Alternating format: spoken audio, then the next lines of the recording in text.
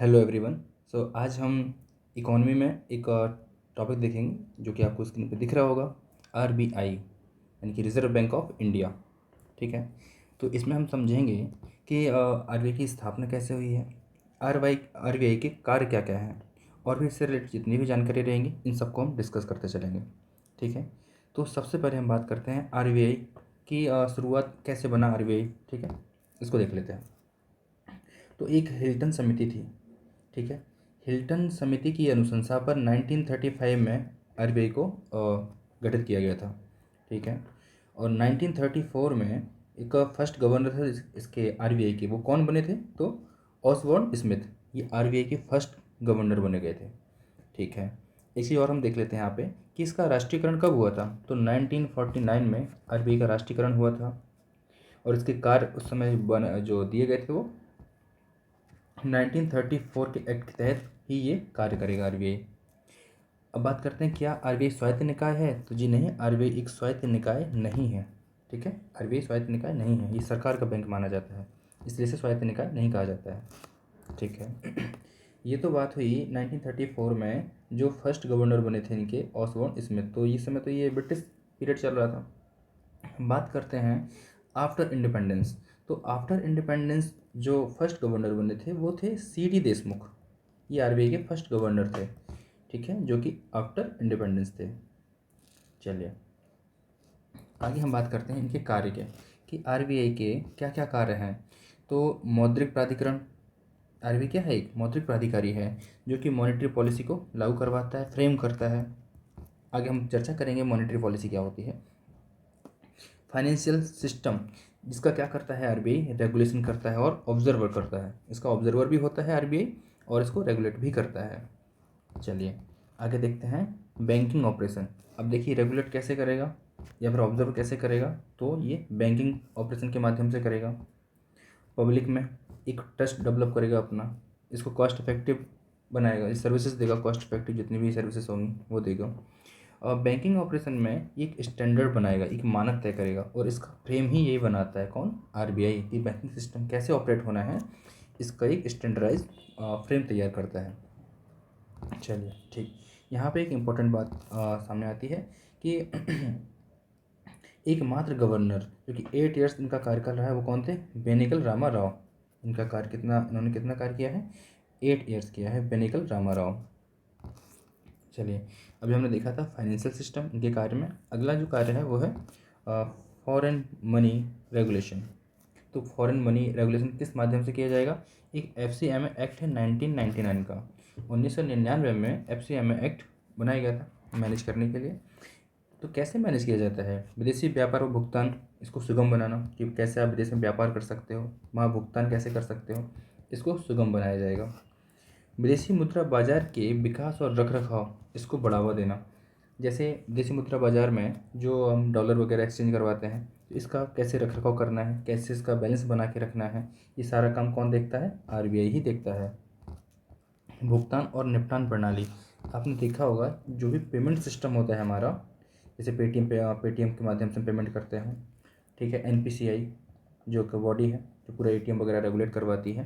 तो ये पूरा भुगतान प्रणाली जो है इसका नियामक भी होता है आरबीआई और पर्यवेक्षक भी होता है। आरबीआई को सरकार के बैंकर के रूप में भी जाना जाता है। अगर पूछा जाए सरकार का बैंकर कौन है, सरकार का बैंक किसे कहते हैं, तो आरबीआई को ही कहते हैं। एक ही स्टेटमेंट और आया था कि बैंकों के बैंकर के रूप में जैसे आरबीआई क्या है, बैंकों के बैंकर के रूप में कैसे कार्य करता है, एक स्टेटमेंट आया था, यूपीएससी में पूछा गया था प्रीवियस ईयर में। तो अब कैसे मानेंगे आप कि ये बैंकों का बैंकर है?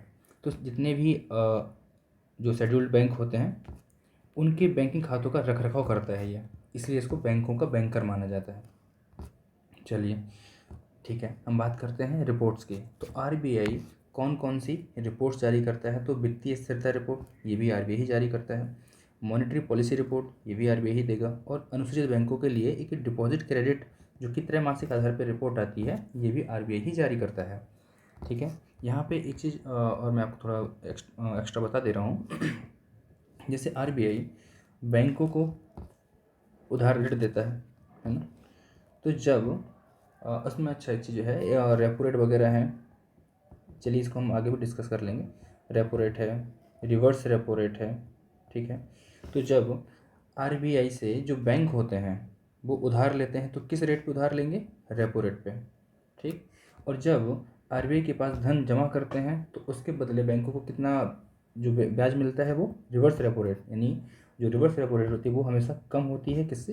रेपो रेट से। तो रेपो रेट ऊपर रहेगी और ये शायद 0.25 इसका ही अंतर रहता है, इसमें ज़्यादा अंतर नहीं होता है, ठीक है।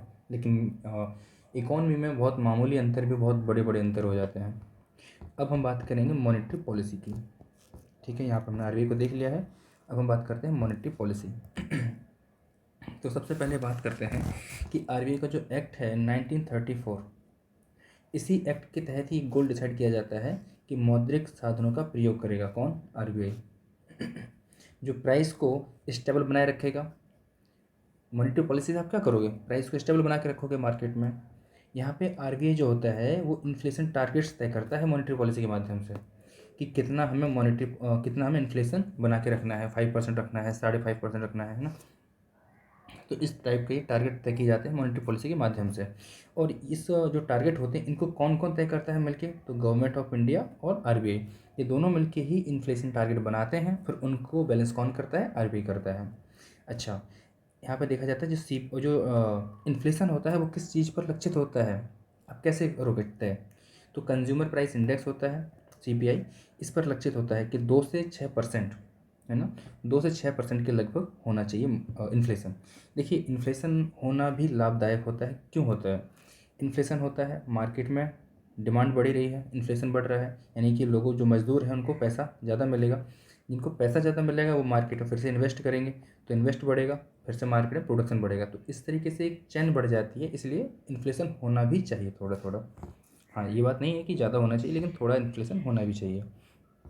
चलिए, यहाँ बात करते हैं जो मॉनेटरी पॉलिसी है इसके हम दो टूल्स की बात करेंगे। एक होता है क्वांटिटेटिव टूल्स, एक होता है क्वालिटेटिव टूल्स, जिसे हम कहते हैं मात्रात्मक, एक को कहते हैं गुणात्मक, ठीक है।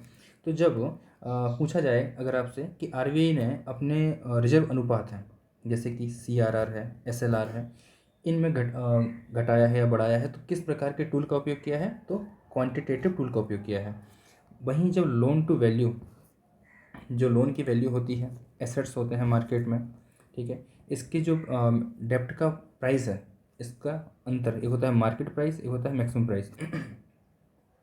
तो एसेट्स होते हैं, इनके प्राइस को घटाया बढ़ाया जाए, ठीक है, या प्रत्यक्ष कार्रवाई कोई की जाती है आरबीआई के द्वारा, या कोई नैतिक दबाव बनाया जाता है, तो उसको हम गुणात्मक टूल्स के रूप में कंक्लूड करेंगे, ठीक है। तो यहाँ बात करते हैं क्वांटिटेटिव टूल्स, ठीक।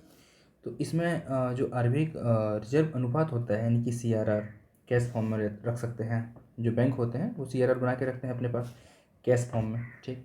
वहीं एसएलआर होता है, जो कि कैश भी हो सकता है, गवर्नमेंट सिक्योरिटीज़ भी होती हैं, गोल्ड भी हो सकता है, ठीक है। इस तरीके से जो बैंक होते हैं उनको अपना शायद अभी 18 से 19% के आसपास है, ये एक रिजर्व बना के रखना होता है अपने एनडीटीएल का, ताकि कोई इमरजेंसी कंडीशन बने जिसमें बैंक अपना डेली लेन देन में कोई प्रॉब्लम ना आए, ठीक है। अब बात करते हैं OMO, इसे बोलते हैं ओपन मार्केट ऑपरेशन। तो इसमें क्या करता है आरबीआई? गवर्नमेंट सिक्योरिटीज़ जो होती है इनकी खरीद बिक्री की जाती है। जब आरबीआई ओपन मार्केट ऑपरेशन चलाएगा तो गवर्नमेंट सिक्योरिटी के माध्यम से इनकी खरीद करेगा या तो बिक्री करेगा, इसी को कहते हैं ओपन मार्केट ऑपरेशन। ये क्यों किया जाता है? जब मार्केट में जो लिक्विडिटी है, यानी कि तरलता है, इसको या तो बढ़ाना हो या कम करना हो, तो इसलिए ये ओपन मार्केट ऑपरेशन शुरू किए जाते हैं। अभी हमने पढ़ा था ना रेपो रेट और रिवर्स रेपो रेट, तो जैसे मैंने आपको बता ही दिया था कि रेपो रेट जब बैंक उधार लेते हैं और रिवर्स रेपो रेट जब आरबीआई बैंक के पैसे रखता है अपने पास में। जो रेपो रेट होती है वो शॉर्ट टर्म के लिए होती हैं, जो कि सरकारी प्रतिभूतियों की जमानत पर दी जाते हैं। जैसे आपको धन देना है तो आप बैंक क्या करेंगे? गवर्नमेंट सिक्योरिटीज़ हैं वो जमानत के तौर पर जमा कर देंगे और उनको रेपो रेट पे एक शॉर्ट टर्म लोन या फिर शॉर्ट टर्म जो मनी है वो मिल जाएगी। बात करते हैं बैंक रेट की। बैंक रेट क्या होता है? तो बैंक रेट क्या होती है? ये आरबीआई ने क्या, एक चीज़ बताते हैं यहाँ पे कि आरबीआई ने क्या किया है, वाणिज्यिक विपत्र होते हैं, विनिमय विनिपत्र को खरीदने या रिडीम करने के लिए इसको डेवलप किया है। किसको? बैंक रेट को। और बैंक रेट के माध्यम से ही जो एमएसएफ दर है इसी के अनुरूप चलती है। जो बैंक रेट रहेगी वही इसकी एमएसएफ, मार्जिनल स्टैंडिंग फैसिलिटी होती है, जिसमें लोन वगैरह दिए जाते हैं कि कितने परसेंटेज पे आपको लोन अप्रूव होना है। जैसे मान के चलिए कोई ए पर्सन है और यहाँ पे बी बैंक है। इस पर्सन को क्या चाहिए, लोन चाहिए, तो ये बैंक बी के पास जाएगा और बैंक भी इसको कुछ परसेंटेज पे ब्याज के हिसाब से इसको लोन अप्रूव करेगा। तो ये जो ब्याज दर है वो कैसे डिसाइड होगी, तो ये MSF यानी मार्जिनल स्टैंडिंग फैसिलिटी के माध्यम से ही डिसाइड होगी। और ये बैंक रेट के माध्यम से तय की जाती है कि जितना बैंक रेट रहेगा उससे अधिक MSF रहेगी, और उसी MSF के आधार पर घटा बढ़ा करके आप जो बैंक है वो लोन की जो ब्याज दर है वो तय कर देते हैं। क्योंकि भाई जो बैंक हैं उन्हें भी तो अपना कार्यभार संभालना है, इतना सिस्टम चलाते हैं, इतने लोग उनके यहाँ पे काम करते हैं, आपने देखा होगा कितने एग्जीक्यूटिव वर्क करते रहते हैं वहाँ पे, तो उनका खर्चा कैसे है, उस खर्चे को भी इसमें मर्ज किया जाता है और उसका कुछ प्रॉफिट भी रहेगा। क्यों काम कर रहे हैं बैंक, जैसे ये लिखा हुआ है यहाँ पे MSF, तो ये एक बैंक के लिए क्या होता है ये भी देखिए, पूछ लिया जाता है कि MSF कब लागू होती है, जब शॉर्ट टर्म लोन होता है तब लागू किया जाता है MSF में। एक SLR पोर्टफोलियो में एक सीमा तक ब्याज की दंडात्मक दर लागू कर उधार ले सकते हैं, वही जो बताया है कि एक पेनल्टी रेट होती है, ठीक है, इसमें उधार करके ले सकते हैं। बात करते हैं LAF, लिक्विडिटी एडजस्टमेंट फैसिलिटीज़। तो ये क्या होते हैं, जैसे कि जब अल्पकालिक या फिर सावधि रेपो नीलामियाँ होती हैं, इनमें ये शामिल होता है LAF। ये भी लिक्विडिटी एडजस्टमेंट को लेकर वो भी बताया था मैंने, जो तरलता है इसको जब एडजस्ट करना हो यानी घटाना हो या बढ़ाना हो तो इसको लेकर ही LAF की शुरुआत की जाती है या फिर LAF का उपयोग किया जाता है, ऐसे समझ सकते हैं इसको। चलिए एक चीज़ और है इसमें कि MSS यानी कि मार्केट स्टेबलाइजेशन स्कीम। अब देखिए इसके नाम से ही लग रहा है कि मार्केट को स्टेबलाइज करने की बात कर रहे हैं और ऐसी स्कीम है ये, ठीक है। तो जो 6 मंथ से कम अवधि वाले जो शॉर्ट टर्म बॉन्ड होते हैं वो इस स्कीम के तहत जारी किए जाते हैं, और ये जारी कौन करता है, गवर्नमेंट ऑफ इंडिया की ओर से RBI जारी करता है, क्योंकि मार्केट को स्टेबलाइज करना है, ठीक है। जब अतिरिक्त तरलता को तब तक समाप्त किया जाता है को तब, जैसे इसमें लिखा है ना कि जो अतिरिक्त तरलता है इसको तब समाप्त किया जाता है जब नियमित सरकारी बॉन्ड अपर्याप्त सिद्ध हो जाए। जैसे जो रेगुलर गवर्नमेंट सिक्योरिटीज चल रही हैं या फिर बॉन्ड चलते हैं वो अपर्याप्त सिद्ध हो जाते हैं, तब RBI MSS निकालता है, क्योंकि उसको तरलता कम करनी है, वहाँ से तरलता को समाप्त करना है, ठीक है। एक होता है मैच्योर पीरियड, इसका एक भाई MSS है जो कुछ समय के लिए ही होगा ना, इसका एक टाइम पीरियड होगा कि किस समय तक, ऐसा थोड़ी ना है कि एक बार चालू कर दिया है और अनलिमिटेड चलता रहेगा, या फिर इसका कोई टाइम फ्रेम होता है।